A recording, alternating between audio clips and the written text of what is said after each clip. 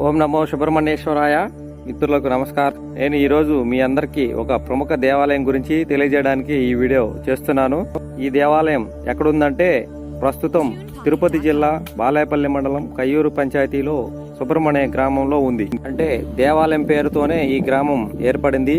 ఇక చరిత్రలోకి వెళ్తే ఈ దేవాలయాన్ని చోళులు నిర్మించారని ఒక కథ ఉంది.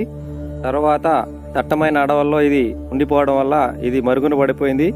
తర్వాత వెంకటగిరి రాజాగారులు దీన్ని గుర్తించి తిరిగి మరలా నిర్మించారని శాసనాలు ఇక్కడ మనకు కనిపిస్తున్నాయి. ముఖ్యంగా ఈ దేవాలయం విశిష్టత ఏమంటే షణ్ముఖ సుబ్రహ్మణ్య స్వామి దేవాలయం, అంటే 6 ముఖాలతో కలిగిన దేవాలయం. ఇక్కడ మనకు సుబ్రహ్మణ్య స్వామి దర్శనమిస్తారు. 6 ముఖాలు కలిగిన దేవాలయం మరెక్కడా లేదని నా అభిప్రాయం. ఎందుకంటే ఎక్కడా నేను వినలేదు. ఎంతో పెద్ద పెద్ద ప్రహరీలతో ద్వారాలను నిర్మించి ఉన్నారు అప్పటి వెంకటగిరి రాజాగారులు. చూడండి ఎంత శిలా నైపుణ్యము, ఎంత అందంగా కనిపిస్తున్నదో. మనకు ముఖ్య ద్వారం ఇక్కడ శాసనాలు కనిపిస్తున్నాయి, కానీ ఇక్కడ శాసనాలుకి పెయింట్ వేయడం వల్ల ఫస్ట్ మనకు సరిగా కనిపించడం లేదు. కానీ దీన్ని క్లియర్ చేస్తే మనకు బాగా కనిపిస్తాయి. ఈ శాసనాలను కలిగి ఈ యొక్క దేవాలయం యొక్క విశిష్టతను, మనకు పూర్వ వైభవాన్ని కూడా తెలియజేస్తుంది. చూడండి ఇక్కడ ఇక మనం గుడి ముందు ద్వారానికి వెళ్తే ఇక్కడ మనకు అందమైన శిల్పాలు కనిపిస్తాయి.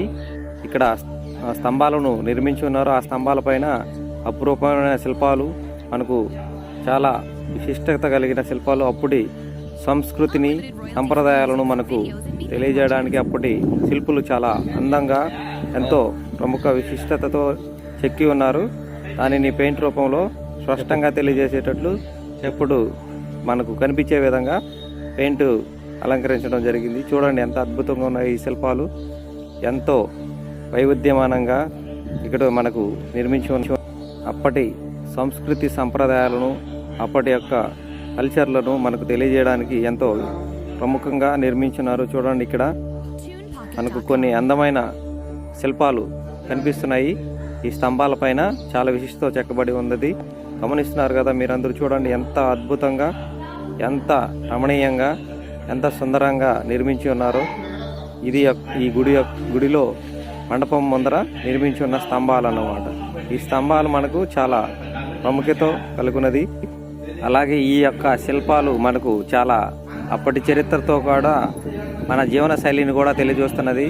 అలాగే మనకు దైవ సంబోధులైన దైవాలను, దేవాలయాలను, వాటి యొక్క అనుగ్రహాలను చూడండి. భక్త కన్నప్ప గుడి కూడా ఇక్కడ నిర్మించి చెక్కబడి ఉన్నది.